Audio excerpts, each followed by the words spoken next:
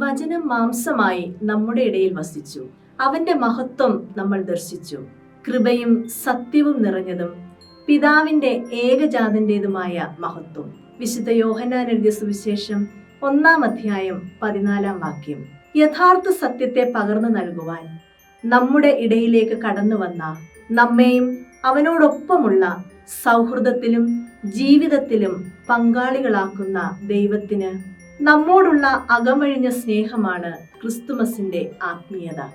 Christmas കേവലം ആഘോഷങ്ങളുടെയും സമ്മാനങ്ങളുടെയും കാലഘട്ടം മാത്രമല്ല, അത് മനുഷ്യവർഗത്തോടുള്ള ദൈവസ്നേഹത്തിന്റെ ഏറ്റവും വലിയ പ്രഖ്യാപനമാണ്.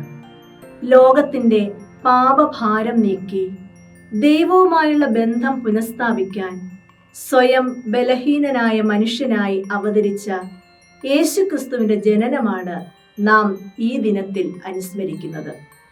ക്രിസ്തുമസ് ആഘോഷം വെറുമൊരു ചരിത്ര സംഭവത്തിന്റെ വാർഷികമല്ല, അത് ഓരോ മനുഷ്യനെയും ദൈവ സാന്നിധ്യത്തിലേക്ക് ക്ഷണിക്കുന്ന ഒരു ആത്മീയ വെളിപ്പെടുത്തലാണ്. ക്രിസ്തുമസിന്റെ കാതൽ ദൈവം നമ്മോടൊപ്പം എന്നർത്ഥം വരുന്ന ഇമ്മാനുവേൽ എന്ന സത്യമാണ്. നമ്മൾ ആയിരിക്കുന്നിടത്തേക്ക് ദൈവം വന്ന് നമ്മെ അവന്റെ സന്നിധിയിലേക്ക് കൈപിടിച്ചുയർത്താനുള്ള വാതിൽ ക്രിസ്തുമസിലൂടെ തുറന്നു കിട്ടി. യേശുവിന്റെ ജനനം നമ്മെ ക്ഷണിക്കുന്നത് പാപത്തിൽ നിന്നും ഭയത്തിൽ നിന്നും അകന്ന് ദൈവത്തിന്റെ സ്നേഹത്തിലും സമാധാനത്തിലും നിലനിൽക്കുന്ന ഒരു ജീവിതത്തിലേക്കാണ്. ഈ ക്രിസ്തുമസ് കാലഘട്ടം ദൈവസന്നിധിയിൽ ജീവിക്കുവാനുള്ള ഒരു ക്ഷണമാണ് നമുക്ക് നൽകുന്നത്.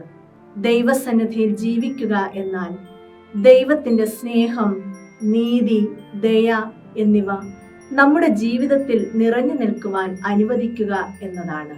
ക്രിസ്തുമസ് നൽകുന്ന സന്ദേശം നമ്മുടെ ഹൃദയമാകുന്ന പുൽക്കൂട് അവനായി തുറന്നു കൊടുക്കുവാനും അവന്റെ സാന്നിധ്യത്തിൽ നമ്മിലെ പുതിയ മനുഷ്യൻ ജനിക്കാനുമുള്ള അവസരമൊരുക്കുക എന്നതാണ്. ദൈവസന്നിധിയിൽ ജീവിക്കുന്നതിൻ്റെ പരമമായ ഫലം ഭൂമിയിൽ സമാധാനം അനുഭവിക്കുക എന്നതാണ്. 2 തരത്തിലുള്ള സമാധാനം നമുക്ക് അനുഭവിക്കാൻ സാധിക്കും.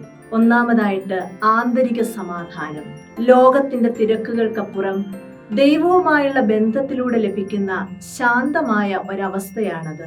രണ്ടാമതായി ബാഹ്യമായ സമാധാനം, ക്രിസ്തുവിന്റെ സ്നേഹം മറ്റുള്ളവരിലേക്ക് പകരുമ്പോൾ സമൂഹത്തിലുണ്ടാകുന്ന അനുരഞ്ജനവും സൗഹൃദവുമാണ് അത്. ക്രിസ്തുമസ് ദൈവം നമ്മോടൊപ്പമുണ്ട് എന്ന സന്തോഷകരമായ സത്യം സ്ഥിരീകരിക്കുന്നു.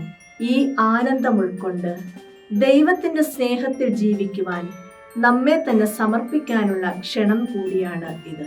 അതിനാൽ ഈ ക്രിസ്തുമസ് കാലഘട്ടത്തിൽ ദൈവസന്നിധിയിൽ ആയിരിക്കുവാനും ദൈവസന്നിധിയിൽ ജീവിക്കുവാനും മറ്റുള്ളവരെയും ഈ ദൈവ സാന്നിധ്യ അനുഭവത്തിലേക്ക് വളർത്തുവാനും നമുക്ക് പരിശ്രമിക്കാം.